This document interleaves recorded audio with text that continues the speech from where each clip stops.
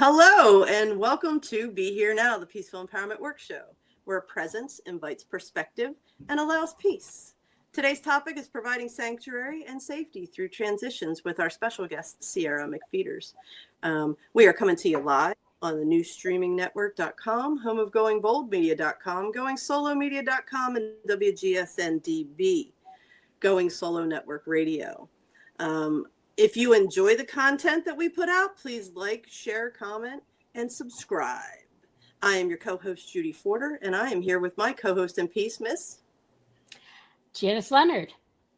Judy and I bring the show to you so we can be part of your life. We share our stories and the ways we deal with challenges and hope that we will help you find more peace in your life. We do this with respect and love. We are a nonprofit organization, 501c3. Your donations are tax deductible. If you're interested and able to, go to www.peacefulempowermentworks.org and click the donate button at the top. And with that, I will ring you in. Uh-oh. My system's off. Oh, no. Okay. Alrighty then. Everybody take in through your nose. Okay.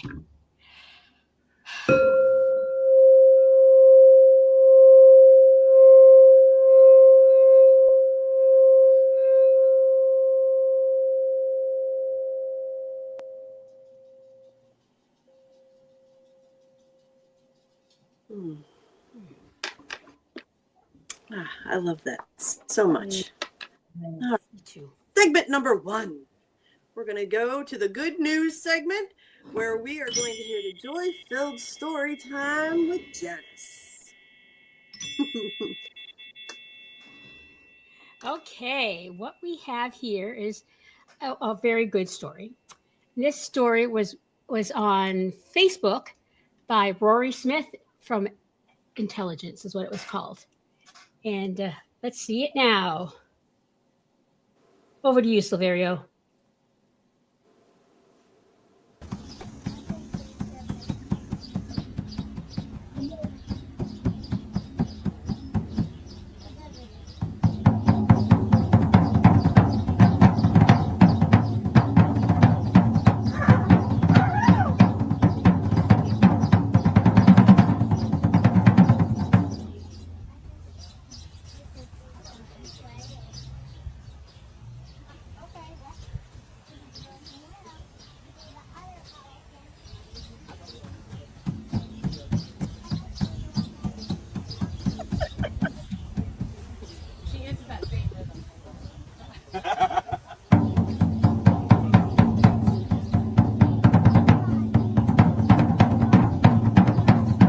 The ears flapping.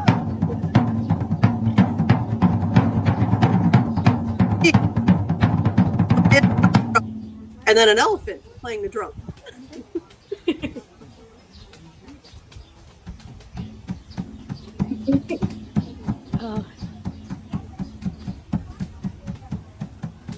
I love it.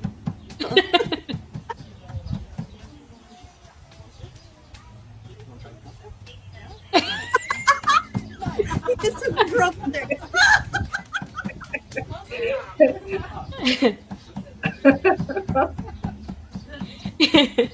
Oh, that's great.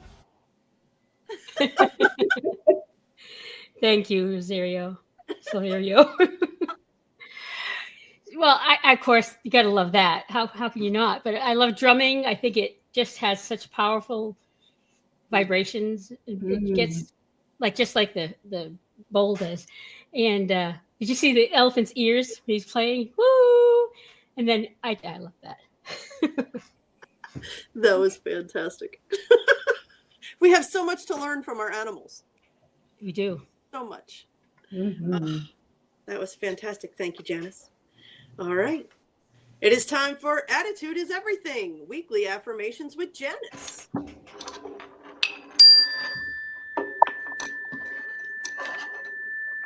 I've got a simple one today because I'm finding as we're approaching the holidays and everything that's going on in our world that I'm getting a little more anxiety. I'm having more of a challenge to find peace. So my affirmation for this week is we are committed to protecting our peace. We are committed to protecting our joy. All right. Everybody take a deep breath in and ground that. Ooh. Yes. We are committed to protecting our peace. We are committed to protecting our joy. And so, excellent. Excellent. Ooh. It's like I'm feeling that deep in my heart there, Janice. You hit my heart. Yeah. You know, Yep. we tend to make things more difficult than they need to be. So simplifying, being very direct in what it is that we're declaring. Perfection. Mm-hmm. Well done. All right. So let's shift to pearls of wisdom, please.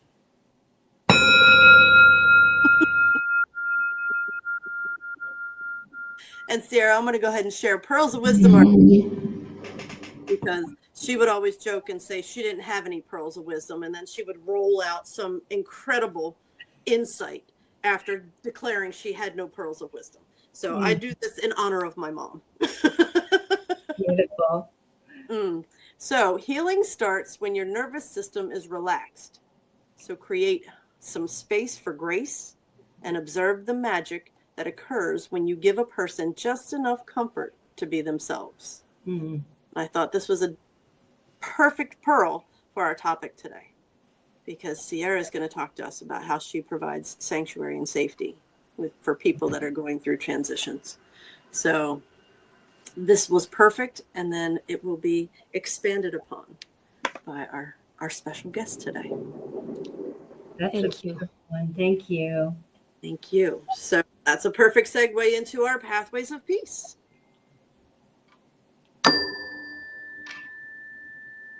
And Janice, you're going to take over from here. I get the honor of introducing Sierra McFeeters. Back, I don't know, maybe a few 25 years ago is probably when I first met Sierra. She was the first time, meeting her, being with her is the first time I was introduced to a more spiritual side of life. And all she did was walk into the room, honestly. And she walked out. But I didn't know, but I just felt when she left, I was like, whoa, who is that? What just happened?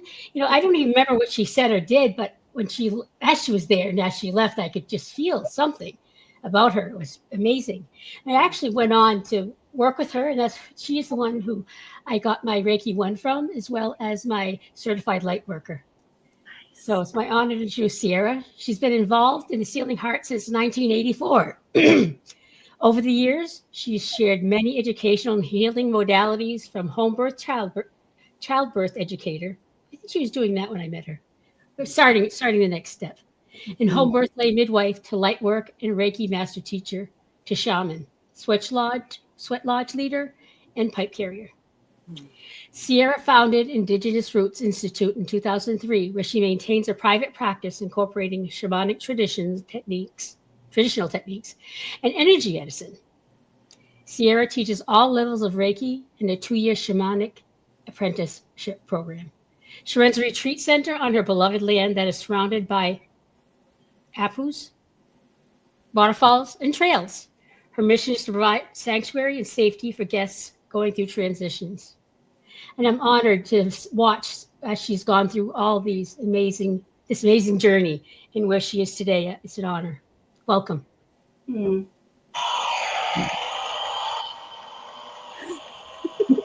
the crowd applauds. I love the sound effects. Okay, so Sierra, we always start with a little background information, so our viewers can get a little taste of who you are and where you're from. Sure. So we start out nice and easy. Where were you born and raised? I was born in Defiance, Ohio. It's an hour south of Toledo, right in the northwest corner of Ohio. Okay. I couldn't wait to leave. How long were you wait there? to leave. You couldn't wait to leave. That's why. Question immediately: were you there? I think I left there. I went to college at Bowling Green State University, and I saw a job for the Rocky Mountain National Park in Colorado, and I'm like, I'm there. I had to be in the mountains. Like, Defiance is as flat as a pancake. And I was going to school for outdoor recreation. I wanted to guide people through the mountains and, do some deeper work with them. And they had us working in nursing homes and in daycare centers. And I'm like, this is not what I signed up for. Okay. Yeah. Okay. Yeah. Do you have siblings? I have a sister whose name is Julia, and she's about 18 months younger. Okay. And we're best friends. We're really close. Now, does she live close to you? No, she's in Avon Lake. Okay. About how far away is it? It's a good probably 700 miles, 650. I don't know. It's a full day trip to see her. Gotcha. Yeah. Are you able to get together often? About once every 4 to 6 months. Okay. Yeah. That's good. Yeah, she was just here. We had a great time. Awesome. Nice. So what are some of your greatest childhood memories? Or fun? One sounds kind of strange, but my grandparents had a big farmhouse, and my grandfather had MS, so he could not really farm the farm. And my great grandparents lived on one side of the house, and my grandparents on the other side. And at night, they would line all the chairs up on the back porch and watch the radio lights that were across the field blink. And I know that sounds ridiculous, but going from lap to lap and having them all lined up like that is such a precious memory for me. Yeah, that sounds yeah. And I would say the other one is when my dad would take me target practicing or hunting, and I could not kill an animal, but he taught me that if you wanted to watch the animals be normal, that you would have to sit there and be still. So he didn't shame me for not hunting animals. We went squirrel hunting, but he did teach me how to blend in and kind of how to be a shapeshifter. That he was my earliest teacher for that. Wow. What a great way to learn to be one with nature, to be out there, and be a part of it. You get to see it all authentically because you learn to be present and still. Ooh, what a great gift to give a young child. Holy moly. Yeah. I'll just share for his birthday, or not birthday, for Christmas, we're making a book for him in dedication, all the grandkids and sister and I, with those kind of memories, just to honor him because he's 89 now. Wow. What a great idea. It's fun. It was fun to put it together. So what are some challenges you experienced growing up? Big, huge challenges. I was a big rebel. And how could you not be a rebel?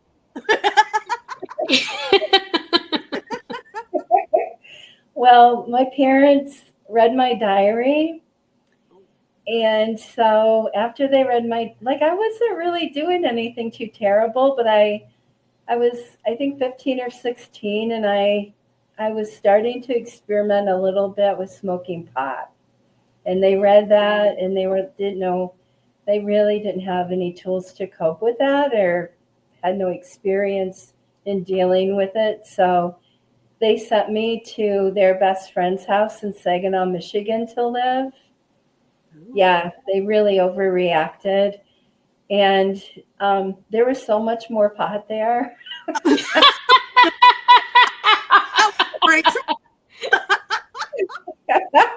I'm like, you have no idea what you just did. But I was there, like they sent me away for like 6 months, but I'm grateful because I had to learn how to adapt. And I had to learn, you know, your high school years, you're with your peers, and I had to learn how to adapt. And my first good friend, the woman who stepped in as my mother, I love her and I still talk to her. She's Sue Tracy. She's near and dear to my heart. And she let me, my first friend that I found, her father was in the mafia. And she knew it. Sue knew it. And she let me go. And I called her like an hour and I'm like, I do not belong here. I don't fit in here. You know, all the young women had all their nails done and they had very expensive clothes and gold chains. And I'm like, I don't belong here. And she came and picked me up and she said, yeah, he's the finger breaker for the mafia. And I'm like, oh my gosh, thank you for letting me experience that. Yes. Thank you for letting me go. Oh my gosh. Yeah. So anyway, yeah, that was the worst memory, but it was good too. Like it helped me develop and build character, I guess. Now, how did you transition back home when they brought you back home after 6 months? Well, they wanted me to come home like 3 months in, and I'm like, no. I'm like, you sent me here. I like it. You said, I'm not coming home. And I'm like, I'll come home when I feel like it. So 6 months, I went back home, and I transitioned back into school. It was pretty seamless. Yeah, it was pretty seamless. What about at home? That had to be difficult. You know, there was some trust definitely broken, but I don't know. I don't know. It just, my memory is that it was better somehow. I don't know. Maybe the leash was loosened a little bit.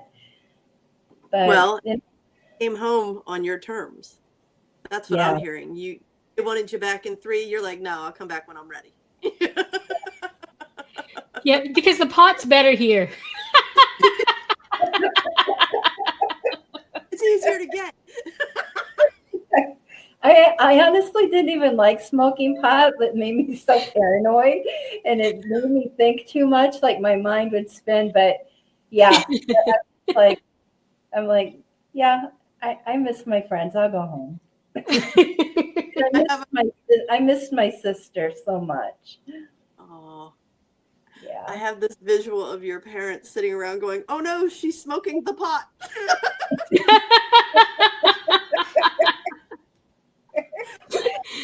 Oh, shoot. It's the gateway drug.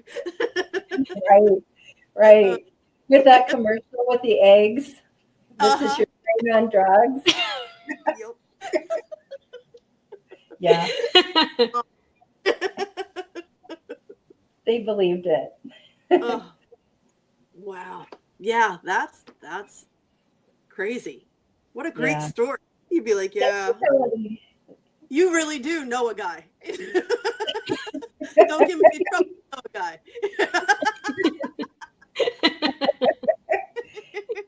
Oh. Thank you for letting me share those stories. I don't share them much. So thank you. It feels good to share them. Thank you for being willing to. Yeah. I think it's probably a great place for us to take a commercial break. What do you think, Janice? Yes. All right. When we come back. We got to come back. And when we come back, we're going to find out how Sierra found peace in her life and why she decided to share her wisdom with the world.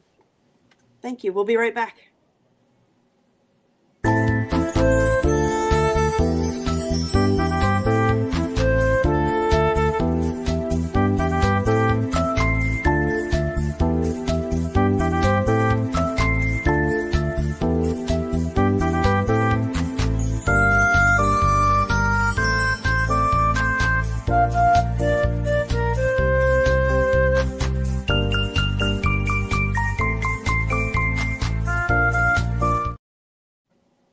And we are back. Be Here Now, the Peaceful Empowerment Works show. We are here with our special guest, Sierra McFeeters, and she is going to share with us some experiences that she's had over her life that inspired her to create a safe sanctuary for people to transition. So, we are back. Thank you very much. We had some good laughs prior to the commercial, and I have no doubt it's going to continue because you've had quite an adventurous life. And she rides a motorcycle. Ah, see? The power of She's freedom. one of us. I love it. Yeah, I write it. I actually gave it up 2 years ago, but I have a street glide for sale if anybody's interested. Yeah, I had a big bike and I loved it. Oh my gosh, so much freedom. I remember when you first got it. I don't know why you were in my yard, but you came up to my yard and you turned the corner and the bike fell and you were like, "Oh my!" You're just learning because we all go through this. Anyone who gets a motorcycle, you first ride it, and I was like, "Oh my gosh!" I said, "You know what? If she can do it, I can do it." And another thing you inspired me to. Awesome! I'm so glad you did that. Great. Great. So much freedom. Talk to us about, what other challenges did you come across that got you to the point where you were able to embark on your healing journey, find that peace, and then want to create this sanctuary for safety? Like, what led you down this path? Sure. When I was 27, I was married. I had a small child. And I went through, as many of us do, just a huge change.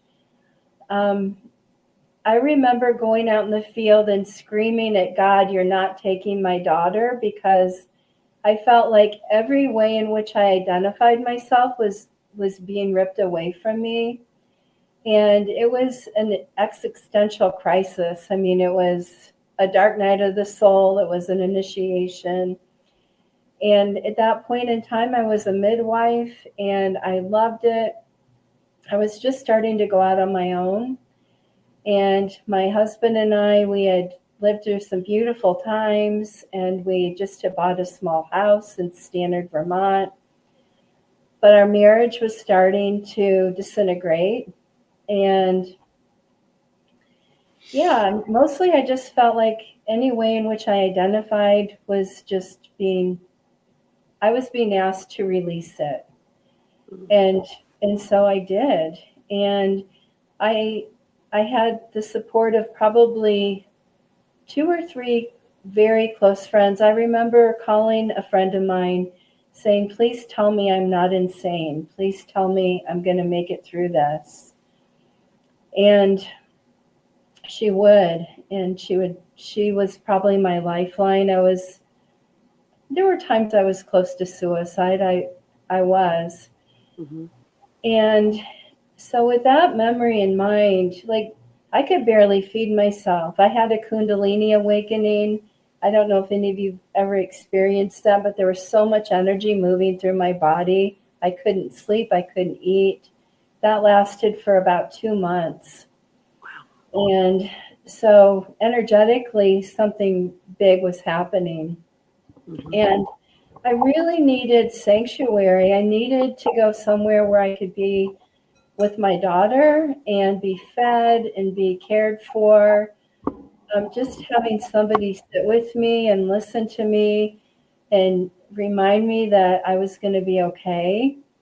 So when I moved on to this property, there was a shed that was disintegrating. The floor was touching the ground. And I'm like, this is going to be the death lodge, because I wasn't really involved on my shamanic path then, but it was close to the beginning of it. And I envisioned having this lodge where people could come and be nurtured and cared for when they are in those transition periods in their life, when they just need somebody to sit with them, to cook for them, to bring in a massage therapist or bring in a sound healer and a sound bath, or, bring in an acupuncturist, support for them and healing for them. So we have one here, and we use it for that. We use it for people who are literally dying, they can bring in their death doula, they can bring in their family.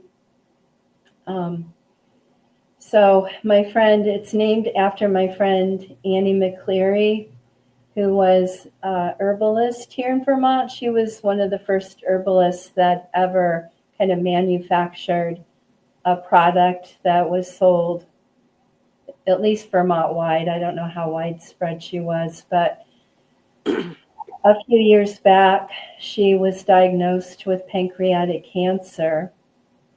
And she came for a Reiki session, and she said, I was just diagnosed and I'm fine with it. I'm tired. I'm ready to leave my earth walk here, but I want to keep seeing you. And I also want to know if I can come here to die. Wow. And at the same time, my father was moving in after my mother died. So it was another transitory period. And I'm like, I don't know where we're going to put Annie, but we'll find a place for everybody. And my partner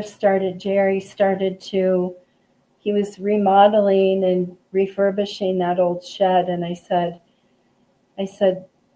Annie, we'll have it in a place where you can come stay. But she ended up not coming after all. Her death doula talked to her about staying in her apartment, which was perfect. Because upstairs they rented out the top, so there were children like laughing and running across the floor, and you could hear them. There was death and life happening in this one house, and she just died such a beautiful death. She the week before she died, she had a party on her bed, and people came and played music. I unfortunately wasn't able to attend, but everybody who loved her came and just surrounded her. There was a nurse that would come. She was an herbalist, so she did her own protocol for pain relief. And finally, I was giving her Reiki like every day. And right, like the day before she died, she said, "Oh, honey, that Reiki was so beautiful, and I hadn't even touched her." So I knew that it's now time to stop doing Reiki. She needs to just be in her dying process. And so she was. And before she died, I asked her if we could name the cabin after her. And she said yes. And she gave us a donation for people who were, dying or had cancer. And in fact, we used that donation like the first month that was open, with a young woman who was dying of cancer, who's now gone. But yeah, just, I just feel like in our culture, when something is wrong, we feel this obligation to be right. We feel this obligation to be well. And when we're not well, there's all this shame attached to it. Instead of like gathering around those people, we're all connected. If somebody's not well in the community, none of us are well. And so to really gather around and provide sanctuary and a place where people can wrap up and have friends come visit, have family come visit, and with support, tie up the loose ends of their life before they go. That's beautiful. Wow. Yeah, I was having a conversation with my cousin the other day, and we're like, we do death wrong. We really do. And that sounds so beautiful and peaceful. Have you always been able to remain connected? Because, we come in as children connected to source. And then my experience is, there was a disconnect. Societal things, familiar beliefs and all this kind of stuff clogged the connection until I became aware that, there's something beyond working to get through the day. Now, you speak with such beautiful wisdom. Have you always remained connected because of, you spoke of your dad connecting you to nature? Did that always keep that line of connection open for you? I think so. Nature's always been my place to recharge and to seek counsel and to heal. So I think so. I've never really, thank you for that question. I've never thought about that, but I think so. Okay. Yeah. Yeah, because they took you back. You started when you were 27 about your marriage starting to fall apart. At what point did you realize that what's going on out in the external world was not aligned with what your true heart was? Because the things that you speak of are definitely not what societal norms are. Like you talk about the beautiful process of death and how people should have choice. And, we're taught that death is something to be fought. We need to fight against it. So is it something that you've just always known, or did you come to the realization that the outside world does not think the same as you? I would say that I've kind of felt that way my whole life. Okay. Yeah. I have not really felt like I belonged in this world. Mm. Yeah. And it's been a great source of pain. Yeah. It's been a great source of comfort, but also, wanting to belong, wanting to be a sports fan, or wanting to, have something in common with other people. But I have to say, here in Vermont, as Janice knows, like there's a place of belonging for weirdos like us.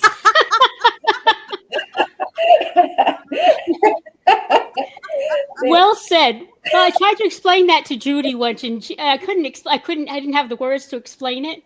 And thank you. There's a lot of people who are very independent thinkers and just that don't really quite, fit into what we might consider the norm. Right. I feel so privileged and honored to live here. Yeah. And how long have you been there in Vermont? Since 81 or 82. Yeah. Excellent. Mm-hmm. Yeah. 40 years. Look at Janice rolling off the math. So what Janice and I like to shed light on is, so you've never felt like you fit in to traditional society and what we're being told and conditioned. And like you said, that caused a lot of pain.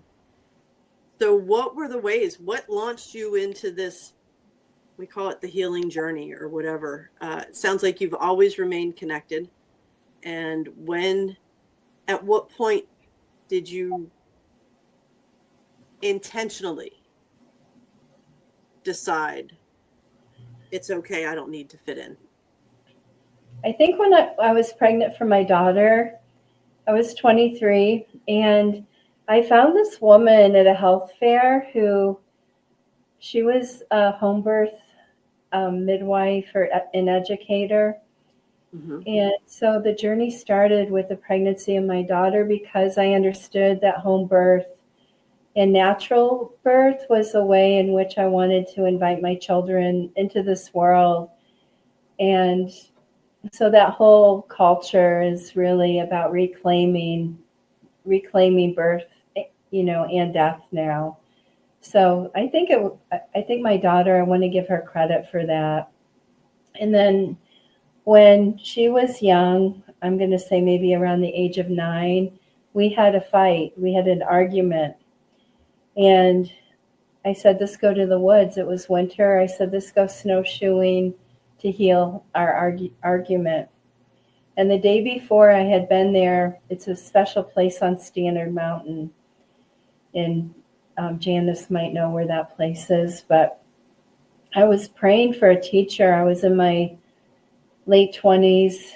I was praying for a teacher. And so that day we went up for a hike, and I saw this big brown thing laying in the snow, and I knew exactly what it was. And it was this huge 10-point moose antler. and it was still pink on the end, and it smelled like pine because the moose had just knocked it off its head. And I knew enough to pull out some of my hair to leave it as an offering, and I did, and I took it with so much gratitude because I knew it was an answer to my prayer. And I called my friend Annie from Annie's Cottage, Annie, and I said, Annie, this happened, what do I do? And she said, you need to look up what moose represents. And I did. And she said, Martine Purcell, who is a Mayan shaman, is coming to the Lincoln School this weekend, and you need to get in there. You need to sign up. Well, I did. There was a huge waiting list, but of course I got in. And he is such an amazing teacher. He teaches a lot about feeling our grief and also gratitude and the relation between the two. And we made beautiful offerings. It was just amazing, and it opened up my heart and my eyes. And I had a soul retrieval at that time too with a woman, Sue Jameson, who's in Worcester area. I'm not sure if she's still practicing or not. And that kind of led me on my shamanic path, which I always felt a kinship to. Where my grandmother lived in Ohio, in Defiance, over the course of time, there were 7 different tribes that had inhabited that area. And we used to find arrowheads as kids. And I found an addle. It's helps to throw spears. This is carved out of stone. It kind of looks like a cow horn. That's what I thought it was initially when I saw it. And anyway, I grew up there, and I have Native American heritage. I found out from the 23andMe, and Yakushan heritage from Siberia. They're a shamanic tribe from people from Siberia. And I actually taught myself the Sioux language when I was 15. So I always felt this strong connection. And I went to this training. It was a year-long training with a Peruvian shaman and a Brazilian shaman. And in that training, I met this group of people who I adored. We had coffee every morning together. And one of the women was blind. And on the last day of that training, she invited me into their medicine lodge. They were an Abenaki medicine lodge. They kept it very secret, and I had no idea it existed. And she asked me if I would help her. And during that time, she invited me into the lodge, and she said, you'll be on probation for 6 months. And if you're a good fit, we'll invite you in. And you can come if you feel like you want to come in. So they initiated me into that lodge, and I was in it for 7 years. And I won't mention the name of the woman who led it because she likes to keep it secret out of respect. Mm-hmm. But the woman who's blind, her name is Carolyn Clapper. She goes, her native name is Lightning. She's been struck by lightning almost twice, but definitely once, and it blew out her retinas, and that's why she's blind. And she continues to be my elder and my teacher today. We had pipe ceremony last night with her, and she gave me the pipe teaching, so I'm a pipe carrier. And she instructed someone else to give me the sweat lodge teaching. So I don't appropriate. I've been given permission to teach these things and to be held in these ceremonial ways, which also brings so much peace into my life, because if something's not right, I have a tool to go to make that connection stronger. And so I would have to say that the helping spirits and my spiritual belief system is what helps me to keep peace in my heart, because I go to them. I go to those helping spirits every day, every single day. I love that. Ah. Yeah, I love it. Okay, so talk a little bit about what you offer and how people can get in touch with you if they would like to set up a session or come visit your sacred land. I have a website. There it is. That's the best way to get a hold of me, through the website or even a text. I probably respond to a text quicker. Okay. But you can see what I'm up to on my website. I have all of my services listed. In the summer, we do sweat lodge here. We do ceremonial work in our cabin. We do work with some plant medicines. My partner, Jerry, has a men's group that he's looking for members for. And I'm teaching. I have a Shamanic Apprenticeship year. I'm actually I have one that I just started. I'm having 2 this year because people are just hungry for this. Yes. They want a rich life. They don't want a materialistic life. I think people are tired of this emptiness and this spiritual desert that we've been living in. And so I'm so humbled to say that I have 2 of those classes. The second one will start February 14th on Valentine's Day. Perfect. And then I have a year 2 class coming up on the 7th of February. So, yeah. Oh, so you offer Reiki healing sessions? I offer Reiki. I offer light work. I offer a combination.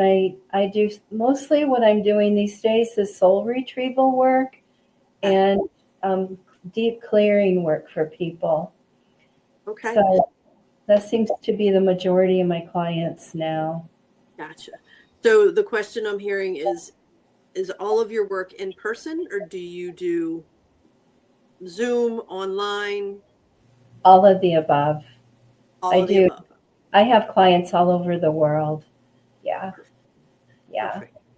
So her website is indigenousrootinstitute.com. Her Facebook is Indigenous Roots. She has an Instagram, Sierra McFeeters. And then, of course, her text, you can text her at 802-279-0945. Sierra, thank you so much. Janice has talked so highly of you, and it is an honor to meet you. Thank you. This has been so much fun. Thank you for making it light and easy and enjoyable. We're so honored to have you. And Janice, I love you. Thank you so much for being in the community and a friend. Thank you. And Judy, thank you for being a new friend. Thank you for accepting me in.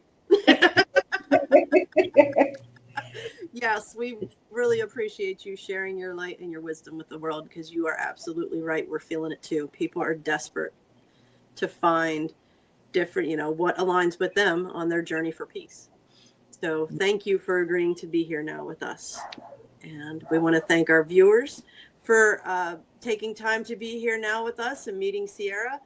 And please always remember, you're not alone. And don't ever forget, you are awesome. Sierra, thank you again. Thank you, everybody. Love you. We'll see you next time. Lots of love, everybody. Bye. Bye-bye.